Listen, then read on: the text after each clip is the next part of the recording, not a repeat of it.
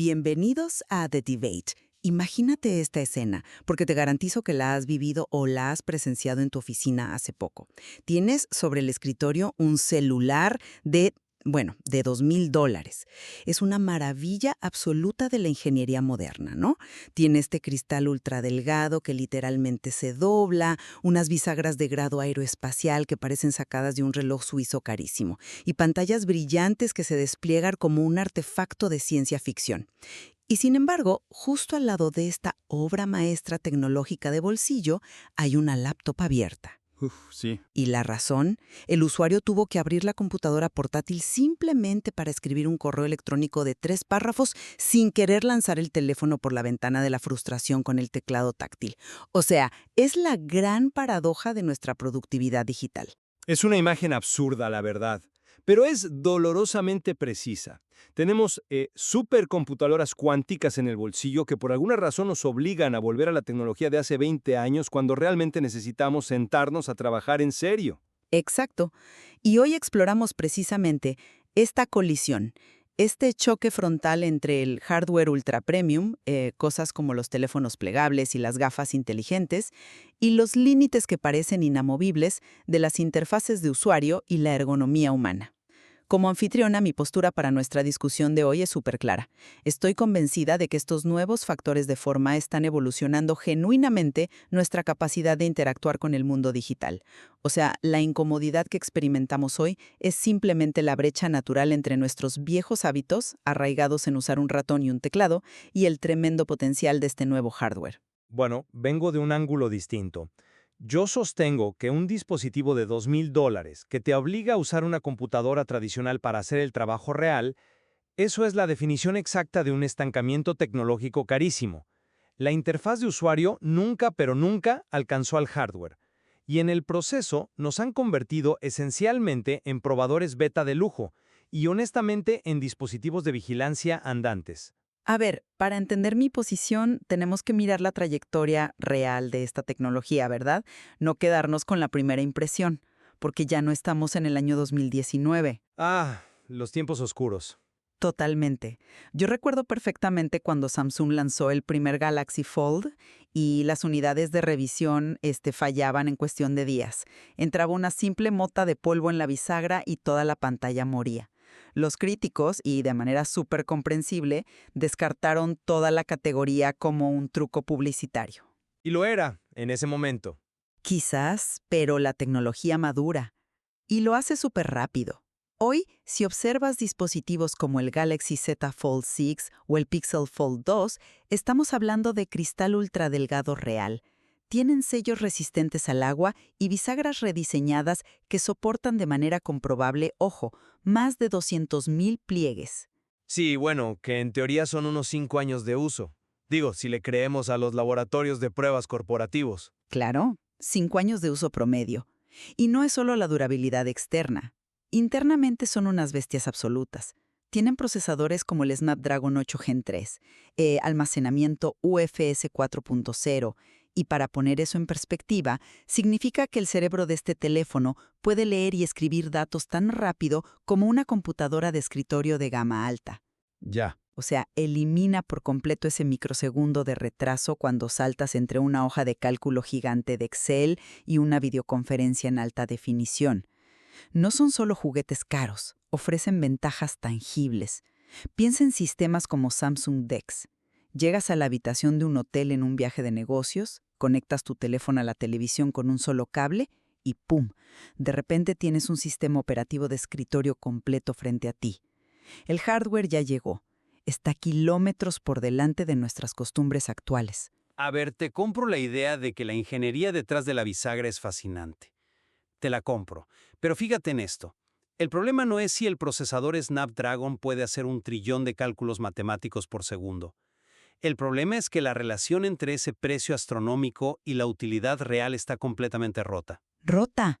¿Por qué? Porque estamos hablando de pagar entre $1,200, digamos, por un OnePlus Open, hasta $1,800 por un Z Fold 6. Y eso por un dispositivo que retiene apenas un 45% de su valor en el mercado secundario después del primer año. Bueno, pero la depreciación es natural en categorías nuevas. O sea, Pero compáralo con un buque insignia tradicional.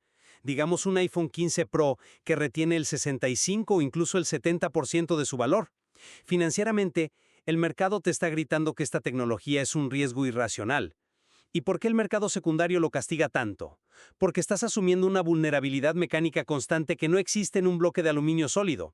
Y encima, estás sacrificando la duración de la batería debido al doble consumo de tener una pantalla exterior y una interior gigante. Todo este hardware maravilloso se estrella contra un muro fundamental. Las interfaces móviles siguen estancadas. La industria de hoy, y esta es la metáfora central que creo que define nuestra era, es como construir un Ferrari impecable, con un motor V12 perfecto, pero ponerle el volante de un go-kart de plástico. ¡Auch! Es que es así, el motor puede ser un Snapdragon 8 Gen 3, pero si la forma en que mis dedos interactúan con él es torpe, es errática y frustrante, la potencia del motor simplemente no importa. Un Ferrari con volante de go-kart no solo es incómodo, es inmanejable. Esa es una imagen visual muy potente, la del Ferrari con el volante de plástico. Pero ahí es justo donde creo que la analogía se rompe, ¿sabes?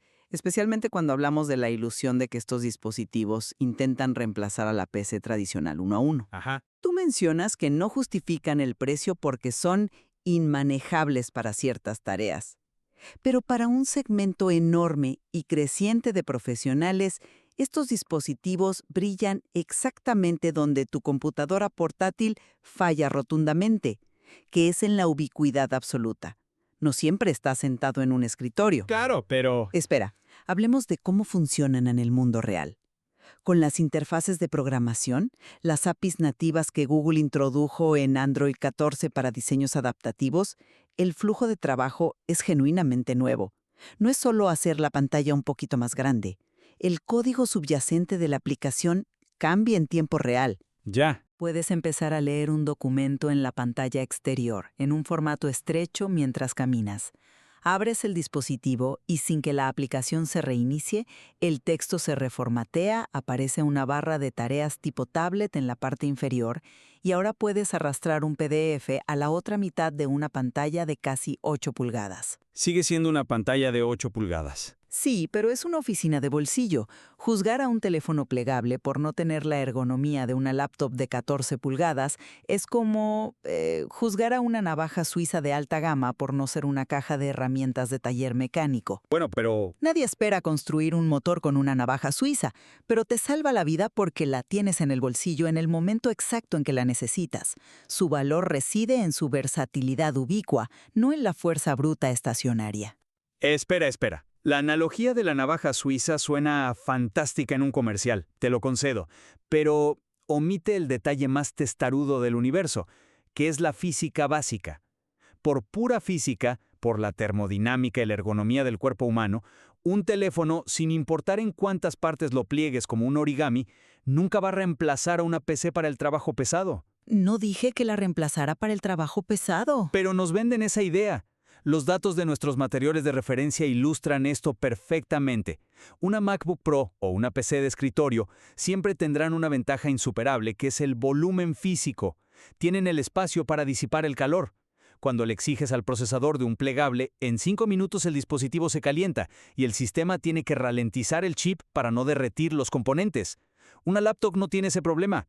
Y más importante aún, el espacio alberga baterías sustanciales. Bueno, las baterías de los plegables han mejorado. Un plegable te da en promedio unas 10 horas de uso mixto, sudando la gota gorda por mantener 2 pantallas encendidas. Cualquier computadora portable moderna te da verdadera independencia energética.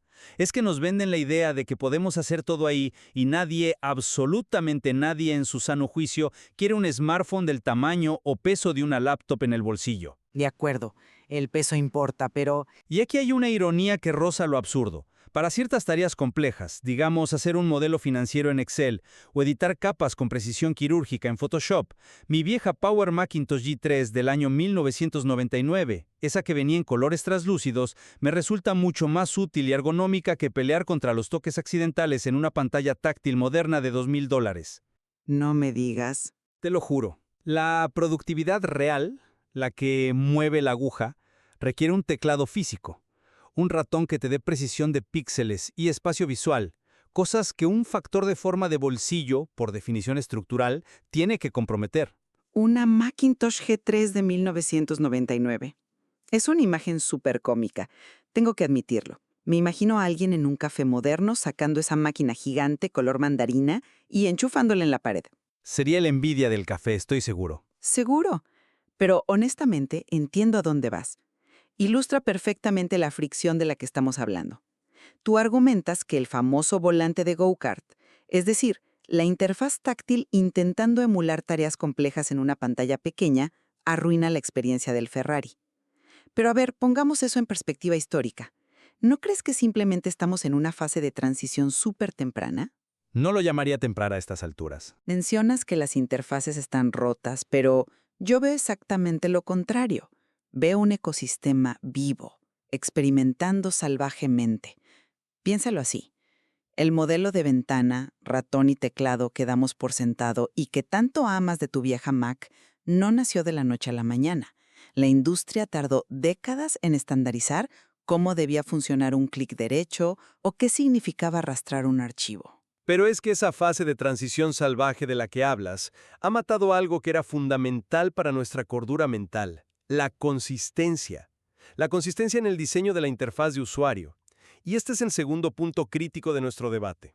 Si el hardware de los plegables y los teléfonos modernos es tan poderoso, ¿por qué se siente tan, pero tan profundamente frustrante operarlo a diario? Porque estamos aprendiendo. No, aquí entramos a la crisis del volante de go-kart. Hoy en día, la consistencia ha muerto. Los estudios de usabilidad nos muestran que las aplicaciones ahora viven en islas aisladas. Cada desarrollador crea sus propios gestos ocultos, sus propios iconos incomprensibles y sus propias reglas de navegación. ¿Pero por qué crees que hacen eso? ¿No es por malicia? ¿Están tratando de innovar? No es malicia, es economía de la atención. ¿Por qué cambiar de lugar el menú de configuración o hacer un botón con una forma extraña? Para destacar estéticamente entre los millones de opciones en las tiendas de aplicaciones. Y lo más insidioso, para crear una microfricción. ¿Microfricción? Exacto. Si te toma 1,5 segundos extra encontrar cómo cerrar un menú, porque el diseñador decidió ocultar la X, es 1,5 segundos más que pasas mirando su interfaz, su marca o sus anuncios. La mala interfaz de usuario se ha convertido en un modelo de negocio, y esto tiene costos cognitivos reales. Mira el estudio de Conradia y sus colegas en nuestro material. Ah, ese es el estudio sobre el tamaño de los botones en milímetros, ¿correcto? Exactamente. Ellos exploraron algo tan básico como el tamaño óptimo de los botones virtuales mientras una persona camina. Probaron botones de 5 por 5 milímetros frente a botones de 14 por 14. Cuando estás sentado, quizás puedas acertar al botón pequeño, pero cuando estás caminando, la biomecánica del cuerpo cambia por completo. Claro, porque te vas moviendo. Sin retroalimentación táctil física, tu cerebro tiene que depender al 100% de la visión para guiar tu pulgar mientras tu cuerpo rebota con cada paso. Es un cuello de botella sensorial masivo. Los errores se disparan exponencialmente con los botones pequeños. Al ignorar los estándares universales y priorizar la estética sobre las pautas de accesibilidad biomecánica, la industria está excluyendo a usuarios mayores, a personas con ligeros temblores motores y básicamente a cualquiera que intente usar el dispositivo caminando por la calle. Eso no es experimentación, es anarquía impulsada por el departamento de marketing. Fíjate en un detalle de lo que acabas de decir, porque me parece fascinante. Esa relación directa entre la biomecánica de caminar, la falta de retroalimentación táctil y la tasa de error en la pantalla de cristal. Tienes absoluta razón en que la carga cognitiva explota cuando cada aplicación intenta reinventar la rueda y tu cerebro no puede operar en piloto automático. Por fin estamos de acuerdo en algo. Bueno, espera. Sin embargo, aunque acepto que esta fragmentación visual existe y es muy frustrante, cuestiono si esa añorada consistencia de la vieja escuela no es, en realidad, un ancla que frena la innovación en este nuevo paradigma. A ver, explícame. ¿Cómo va a ser la consistencia un ancla? Porque los paradigmas de escritorio simplemente no encajan en el mundo móvil. Los dispositivos que llevamos con nosotros enfrentan desafíos únicos que tu Macintosh de 1999 nunca tuvo que resolver. Pantallas reducidas, atención visual dividida porque estás, digamos, cruzando una calle, y la ausencia absoluta de botones físicos. Cuando criticamos a los desarrolladores por romper las viejas reglas, a menudo ignoramos que están intentando resolver problemas inéditos. Resolviéndolos mal. Pensemos en cómo están abordando esa falta de retroalimentación física. Las interfaces de vanguardia hoy están experimentando con respuestas ápticas de alta fidelidad. Están usando micromotores de vibración para simular la sensación de un borde físico cuando deslizas el dedo, engañando a tu cerebro para que sienta un botón virtual sin tener que mirarlo. La inconsistencia que tú llamas anarquía, yo la veo como el mercado probando miles de enfoques táctiles simultáneamente, para descubrir cuáles serán los nuevos estándares universales de la próxima década. Exigir una estandarización prematura, obligarlos a comportarse de una sola manera, en pantallas que ahora se doblan y cambian de tamaño, solo nos dejaría estancados en los conceptos rígidos del año 2007. Es un argumento muy bien estructurado, lo admito, pero asume una buena fe que ignora por completo la motivación real detrás de esa innovación. O sea, no invierten millones en desarrollo áptico solo para que tu experiencia sea fluida, lo hacen para retenerte en su ecosistema. Es un concurso de popularidad visual y de retención de atención, no de usabilidad altruista. Bueno, las empresas tienen que ganar dineros, eso es obvio. Claro. Y esta misma lógica corporativa nos lleva a un terreno mucho más delicado, y este es nuestro tercer gran punto de fricción. Si los teléfonos intentan hacer demasiado y fallan en la interfaz de pantalla, la solución de la industria tecnológica fue predecible. Dijeron, bueno, eliminemos la pantalla y las manos de la ecuación por completo. Y así es como aterrizamos en la promesa, o más bien en la trampa, de los wearables, específicamente de las gafas inteligentes. Ah, el famoso salto hacia la computación ambiental, donde la tecnología desaparece en el fondo. A mí me parece fascinante. Supuestamente desaparece, sí. Las gafas inteligentes intentan ser invisibles, pero traen un costo estructural y ético enorme. Miremos el caso que cita nuestro material sobre las gafas inteligentes Ray-Ban de Meta. Esto no es solo un gadget de nicho divertido. Hubo una consternación tan grande sobre sus capacidades subyacentes que llegó oficialmente al Senado de los Estados Unidos. Sí, lo de la carta de los senadores. Exacto. Los senadores Ron Wyden y Jeff Merkley enviaron una carta directamente advirtiendo sobre la integración inminente de tecnología de reconocimiento facial masivo en estas gafas. Y el punto aquí no es dar un sermón moral, sino analizar la mecánica del dispositivo. Argumentaron que esto normaliza la vigilancia masiva encubierta. El New York Times reportó memorandos donde la empresa veía un entorno político dinámico como una oportunidad. Meta ya tuvo que borrar 1.000 millones de plantillas faciales en 2021 por la presión regulatoria. Es verdad. Entonces, cuando analizamos la utilidad de quitar el volante de go-kart y pasar a las gafas, la mecánica real es que te están convirtiendo en un dispositivo de recolección de datos con piernas. El modelo de negocio requiere extraer tu contexto físico. A ver, espera, pongamos las cartas sobre la mesa. La idea central es que el hardware de las gafas está subsidiado específicamente para ser un recolector pasivo de datos visuales en la calle. 100%. Porque si es así, entiendo perfectamente la gravedad de las implicaciones de privacidad que señalan los senadores Wyden y Merkley. Necesitamos una legislación de hierro al respecto. Nadie aquí defiende la vigilancia encubierta, pero asumiendo por un momento que legislamos eso correctamente, no le ves valor al factor de forma en sí. Creo que debemos separar rigurosamente la práctica corporativa de una empresa en particular de la brillantez inherente del concepto de hardware. Es que en esta industria el hardware y el modelo de negocio son la misma cosa. No puedes separarlos. Pero la herramienta en sí misma tiene un valor transformador. Rechazar el concepto de gafas inteligentes por las políticas de privacidad de Meta es como, no sé, como si hubiéramos rechazado toda la infraestructura del Internet en los años 90 simplemente porque existía el spam y los virus. No es la misma escala. El hardware pasivo, la idea de unas gafas que proyectan información directamente en tu campo de visión y responden a comandos de voz naturales sin requerir que bajes la mirada a una pequeña pantalla, representa el futuro genuino de la interacción humano-computadora. Piensa en la reducción de esa carga cognitiva biomecánica de la que hablábamos con el estudio de Conradi. Ya. En lugar de lidiar con botones de 5 milímetros mientras caminas, con el riesgo de chocar con un poste, Recibes alertas auditivas espaciales o señales visuales muy sutiles integradas en tu entorno real. Es el paso evolutivo lógico. La tecnología siempre busca eliminar la fricción entre la intención del usuario y la acción. Las gafas lo logran. Que la política corporativa sobre qué se hace con los datos necesite regulación, bueno, es un problema del Senado, no un defecto de la ingeniería del hardware. Entiendo la teoría de la reducción de fricción, de verdad. Suena utópico. Pero vengo de un ángulo distinto porque asumes que la herramienta es neutral. ¿Un martillo es neutral? Puedes construir una casa o romper una ventana. Pero en la economía digital moderna, el hardware no es un martillo neutral.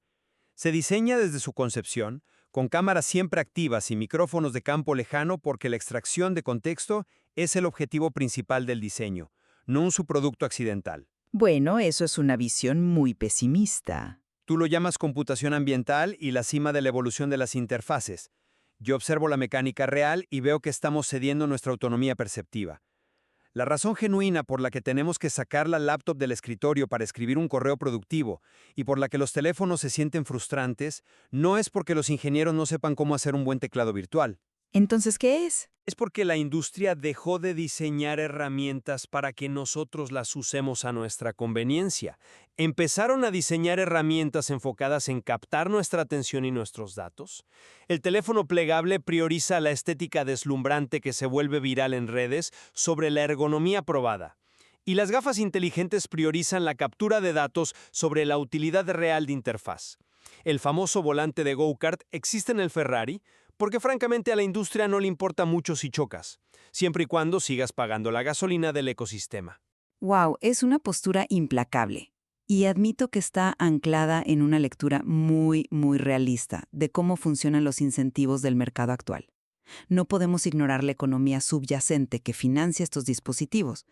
Pero, a pesar de ello, si sintetizamos nuestra discusión de hoy, mi perspectiva a largo plazo sigue siendo profundamente optimista.